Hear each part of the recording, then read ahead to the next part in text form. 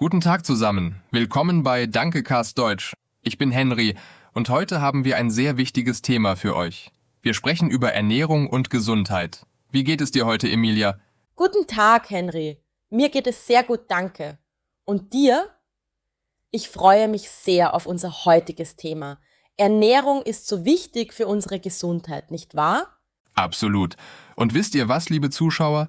Wir wollen heute mit euch sprechen, nicht nur untereinander. Schreibt uns doch in die Kommentare. Was habt ihr heute zum Frühstück gegessen? Wir sind sehr neugierig. Oh ja, das ist eine tolle Idee. Also, Henry, lass uns anfangen. Ich habe heute Morgen etwas sehr Gesundes gegessen. Ich hatte Haferflocken mit frischen Beeren und ein bisschen Honig. Das war lecker und gibt mir viel Energie für den ganzen Tag. Das klingt wirklich gesund, Emilia. Ich muss ehrlich sein, ich hatte heute nur 2 Tassen Kaffee und ein Brötchen mit Butter. Nicht so gesund, oder? Aber der Kaffee war sehr stark und gut. Henry. Kaffee ist gut, aber du brauchst auch ein richtiges Frühstück. Das Frühstück ist die wichtigste Mahlzeit des Tages. Es gibt dir Energie und hilft deinem Körper, gut zu funktionieren. Du hast recht, du hast völlig recht. Aber manchmal habe ich morgens einfach keinen Hunger. Kennst du das auch? Viele Menschen haben morgens keinen Appetit. Ja, das verstehe ich, aber weißt du was?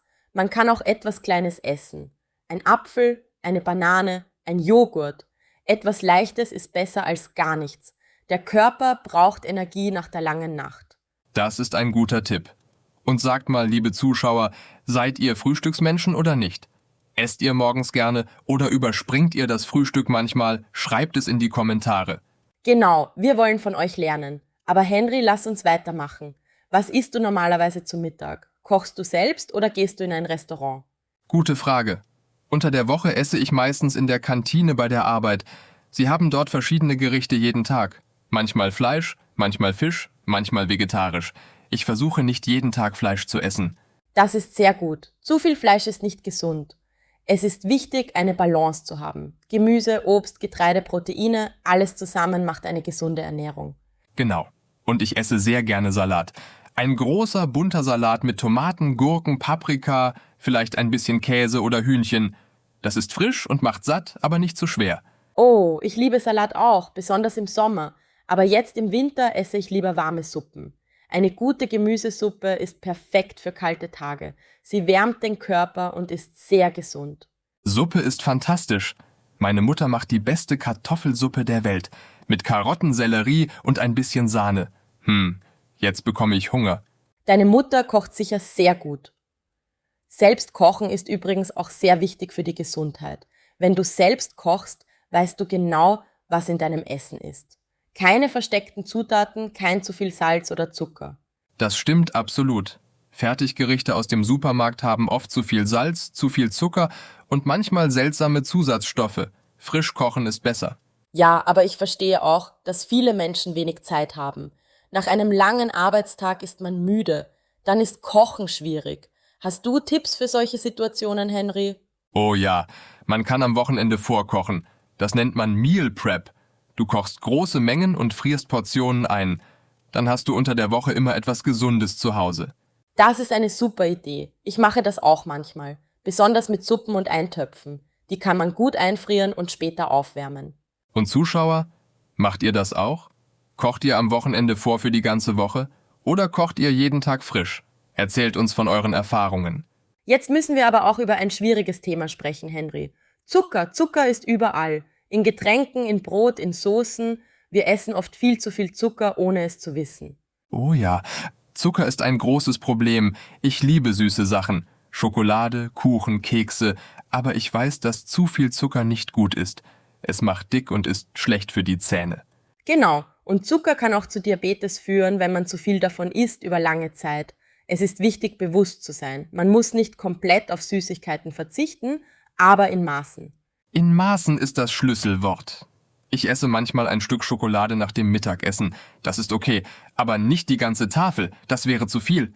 Richtig. Und weißt du was? Es gibt auch gesündere Alternativen. Obst zum Beispiel. Obst hat natürlichen Zucker und ist viel besser als Süßigkeiten.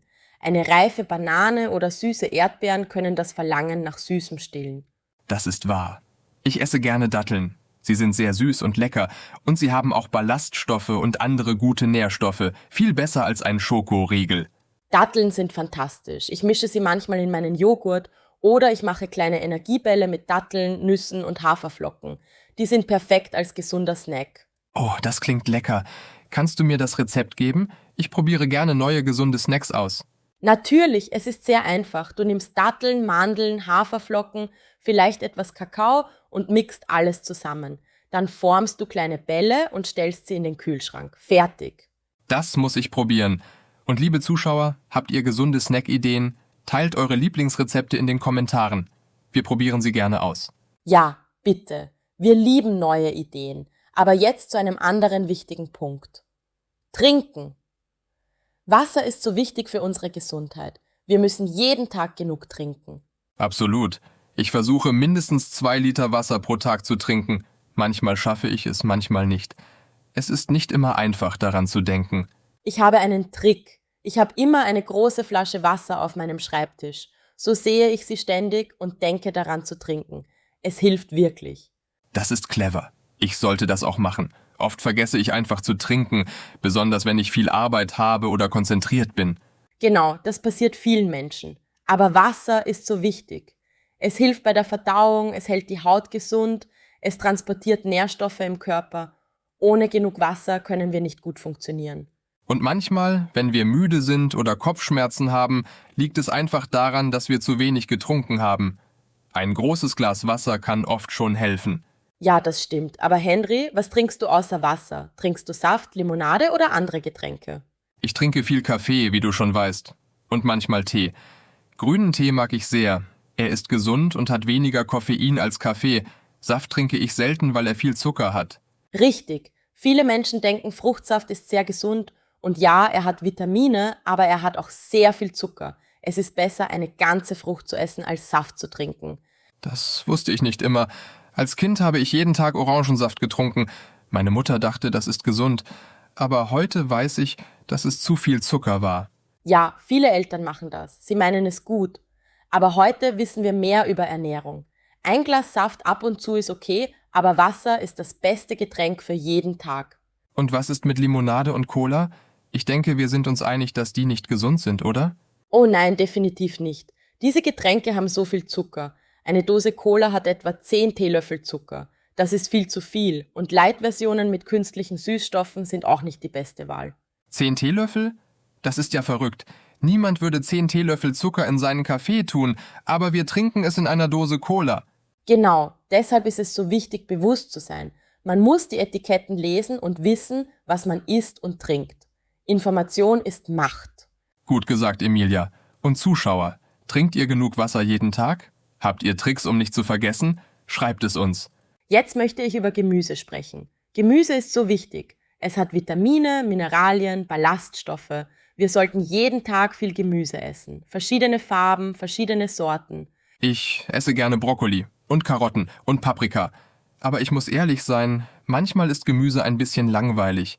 Besonders wenn es nur gekocht ist ohne Gewürze. Ah, da liegt das Problem. Gemüse muss nicht langweilig sein. Es kommt darauf an, wie du es zubereitest. Mit guten Gewürzen, mit etwas Olivenöl, vielleicht gegrillt oder gebraten. Es kann sehr lecker sein. Du hast recht.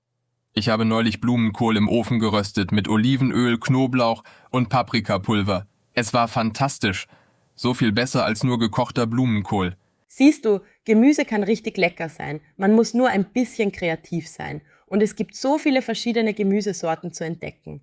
Was ist dein Lieblingsgemüse, Emilia? Oh, das ist schwer zu sagen. Ich mag Spinat sehr und Zucchini und Auberginen. Aber wenn ich nur eines wählen müsste, würde ich Tomaten sagen. Obwohl Tomaten technisch gesehen Früchte sind, aber wir benutzen sie wie Gemüse. Tomaten sind großartig. Frische Tomaten im Sommer, direkt vom Markt, mit etwas Salz und Basilikum. Köstlich. Oh ja, und das bringt mich zu einem anderen wichtigen Punkt. Saisonales und lokales Essen. Es ist besser für die Umwelt und oft auch frischer und leckerer. Absolut. Im Winter kaufe ich keine Erdbeeren aus fernen Ländern. Sie schmecken nicht gut und haben eine lange Reise hinter sich. Lieber esse ich Äpfel und Birnen, die hier wachsen. Genau, und es ist auch interessant, mit den Jahreszeiten zu essen. Im Frühling Spargel, im Sommer Beeren und Tomaten, im Herbst Kürbis und Pilze, im Winter Kohl und Wurzelgemüse. Das macht Sinn. Und es ist auch traditionell. Unsere Großeltern haben so gegessen, weil es nichts anderes gab. Heute können wir alles das ganze Jahr kaufen, aber das ist nicht immer das Beste. Richtig. Und Zuschauer, achtet ihr auf saisonales Essen? Kauft ihr auf dem Wochenmarkt oder im Supermarkt? Wir sind neugierig auf eure Gewohnheiten. Gute Frage. Jetzt müssen wir auch über Fleisch und Fisch sprechen. Das ist ein kontroversiertes Thema. Manche Menschen essen viel Fleisch, andere gar keins. Ja, das stimmt. Ich esse Fleisch, aber nicht jeden Tag. Vielleicht 2 oder 3-mal pro Woche. Der Rest der Zeit esse ich vegetarisch. Das ist besser für die Gesundheit und für die Umwelt. Ich mache es ähnlich. Früher habe ich fast jeden Tag Fleisch gegessen, aber jetzt esse ich viel weniger. Wenn ich Fleisch esse, dann versuche ich gute Qualität zu kaufen. Lieber weniger, aber besser. Das ist eine gute Philosophie. Billiges Fleisch aus Massentierhaltung ist problematisch. Sowohl für die Tiere als auch für unsere Gesundheit. Besseres Fleisch kostet mehr, aber dafür isst man weniger davon. Genau. Und es gibt so viele leckere vegetarische Gerichte. Linsen, Bohnen, Kichererbsen, sie haben viel Protein und sind sehr gesund. Eine gute Linsensuppe oder ein Kichererbsencurry sind fantastisch. Oh ja, Hülsenfrüchte sind wunderbar. Sie machen satt, sind gesund und man kann so viele verschiedene Gerichte damit machen. Und sie sind auch günstig. Das ist ein wichtiger Punkt. Gesunde Ernährung muss nicht teuer sein. Hülsenfrüchte, Getreide, saisonales Gemüse, das sind alles bezahlbare Lebensmittel. Absolut. Manche Menschen denken, gesundes Essen ist immer teuer, aber das stimmt nicht. Es kommt darauf an, was man kauft und wie man einkauft. Hast du Tipps für günstiges, gesundes Einkaufen, Emilia? Ja, mehrere. Erstens, kaufe, was im Angebot ist, besonders bei Gemüse. Zweitens, kaufe große Packungen von Grundnahrungsmitteln wie Reis, Nudeln, Haferflocken. Das ist günstiger. Drittens, vermeide Fertiggerichte und verarbeitete Lebensmittel. Die sind teuer und nicht gesund. Sehr gute Tipps. Und ich würde noch hinzufügen, plane deine Mahlzeiten. Wenn du weißt, was du kochen willst, kaufst du nur, was du brauchst. Dann verschwendest du kein Essen und kein Geld. Richtig, Lebensmittelverschwendung ist ein großes Problem. Wir kaufen zu viel und dann wird es schlecht und wir müssen es wegwerfen. Das ist schlecht für die Umwelt und für den Geldbeutel. Ja, ich versuche wirklich nichts wegzuwerfen. Reste vom Abendessen nehme ich am nächsten Tag zur Arbeit. Oder ich friere sie ein für später. Das ist perfekt. Und manchmal kann man aus Resten neue Gerichte machen. Altes Brot wird zu Croutons oder Brotpudding. Übrig gebliebenes Gemüse wird zu Suppe. Man muss nur kreativ sein. Du bist sehr kreativ in der Küche, Emilia. Ich lerne viel von dir. Und Zuschauer, habt ihr kreative Ideen für Reste? Teilt sie mit uns. Ja, bitte. Wir lieben gute Ideen. Jetzt möchte ich aber über etwas anderes sprechen. Sport und Bewegung. Ernährung ist wichtig, aber Bewegung ist auch sehr wichtig für die Gesundheit. Oh ja, absolut. Man kann sich sehr gesund ernähren, aber ohne Bewegung ist es nicht genug. Der Körper braucht Aktivität. Machst du regelmäßig Sport, Emilia? Ich versuche es. Ich gehe 3-mal pro Woche joggen. Nicht sehr weit, nur etwa 30 Minuten. Aber es tut gut. Es hilft nicht nur dem Körper, sondern auch dem Kopf. Nach dem Joggen fühle ich mich immer besser. Das ist toll. Ich bin nicht so gut mit dem Joggen. Ich finde es ein bisschen langweilig, ehrlich gesagt. Aber ich fahre gerne Fahrrad. Im Sommer fahre ich jeden Tag mit dem Fahrrad zur Arbeit. Fahrradfahren ist fantastisch. Es ist gut für die Gesundheit, gut für die Umwelt und du sparst Geld für Benzin oder öffentliche Verkehrsmittel. Perfekt. Ja, es hat viele Vorteile. Und im Winter gehe ich ins Fitnessstudio. Nicht jeden Tag, aber 2-mal pro Woche. Ich mache ein bisschen Krafttraining und Cardio. Das ist eine gute Kombination. Krafttraining ist wichtig, besonders wenn wir älter werden. Es hält die Muskeln stark und die Knochen gesund. Genau. Und man braucht nicht viel. Eine halbe Stunde Sport und 3 oder 4 CT-mal pro Woche macht schon einen großen Unterschied. Es geht nicht darum, ein Athlet zu werden. Es geht darum, aktiv zu bleiben. Absolut richtig. Und für Menschen, die nicht gerne Sport machen, gibt es auch andere Möglichkeiten. Spazieren gehen, tanzen, Gartenarbeit. Jede Bewegung zählt. Ja, meine Großmutter ist 80 Jahre alt und sie geht jeden Tag spazieren. 1 Stunde jeden Tag. Sie ist fitter als viele jüngere Menschen. Das ist inspirierend. Spazieren gehen ist so einfach, aber so gut. Es kostet nichts, man braucht keine spezielle Ausrüstung und man kann es überall machen. Und Zuschauer, wie haltet ihr euch fit? Macht ihr Sport? Geht ihr spazieren? Erzählt uns von euren Aktivitäten. Genau, wir wollen von euch hören. Aber Henry, Wir müssen auch über Schlaf sprechen. Schlaf ist so wichtig für die Gesundheit. Ohne guten Schlaf kann der Körper nicht richtig funktionieren. Oh ja, Schlaf. Ich liebe Schlafen, aber leider schlafe ich nicht immer gut. Manchmal kann ich nicht einschlafen und manchmal wache ich nachts auf. Kennst du das? Ja, das kenne ich. Viele Menschen haben Schlafprobleme. Es gibt verschiedene Gründe. Stress, zu viel Koffein, zu viel Bildschirmzeit vor dem Schlafengehen. Bildschirmzeit ist bei mir ein Problem. Ich schaue oft noch auf mein Handy im Bett. Das ist nicht gut, ich weiß. Das blaue Licht vom Bildschirm macht es schwerer einzuschlafen. Genau, es ist besser, eine Stunde vor dem Schlafengehen keine Bildschirme mehr zu benutzen. Stattdessen ein Buch lesen, entspannende Musik hören oder einfach zur Ruhe kommen. Das muss ich wirklich ändern. Und wie viel Schlaf brauchen wir eigentlich? Ich höre verschiedene Meinungen. Die meisten Erwachsenen brauchen 7 bis 8 Stunden Schlaf pro Nacht. Manche Menschen brauchen etwas mehr, manche etwas weniger. Aber weniger als 6 Stunden ist auf Dauer nicht gesund. Ich versuche 8 Stunden zu schlafen, aber oft sind es nur 6 oder 7. Nach ein paar Tagen merke ich, dass ich müde bin und nicht so gut funktioniere. Ja, Schlafmangel hat viele negative Effekte. Man ist müde, gereizt, kann sich nicht gut konzentrieren und langfristig ist es schlecht für das Immunsystem und die allgemeine Gesundheit. Das stimmt. Guter Schlaf ist wie gute Ernährung. Man merkt es nicht sofort, aber über Zeit macht es einen großen Unterschied.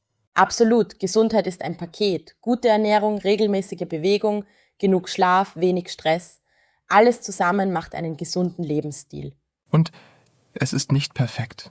Niemand ist perfekt. Manchmal esse ich Schokolade, manchmal trinke ich zu viel Kaffee, manchmal bin ich faul. Das ist normal. Genau, es geht nicht um Perfektion, es geht darum, meistens gute Entscheidungen zu treffen. Wenn du 5 Tage die Woche gesund isst und dich bewegst, ist es okay, am Wochenende etwas zu genießen. Balance ist das Schlüsselwort. Nicht zu streng mit sich selbst sein, aber auch nicht zu nachlässig. Ein gesunder Mittelweg. Richtig. Und Zuschauer, wie ist eure Balance? Seid ihr streng mit euch selbst oder seid ihr manchmal nachsichtig? Schreibt es in die Kommentare. Ja, erzählt uns. Wir haben heute über so viele Themen gesprochen. Ernährung, Bewegung, Schlaf. Es ist viel Information. Das stimmt, aber das Wichtigste ist, fangt klein an. Man muss nicht alles auf einmal ändern. Vielleicht trinkst du ab morgen mehr Wasser. Oder du isst mehr Gemüse oder du gehst einmal pro Woche spazieren. Kleine Schritte. Sehr gut gesagt. Kleine Änderungen über Zeit führen zu großen Ergebnissen. Es ist wie ein Marathon, kein Sprint. Genau, und seid nett zu euch selbst. Gesundheit ist eine Reise, kein Ziel.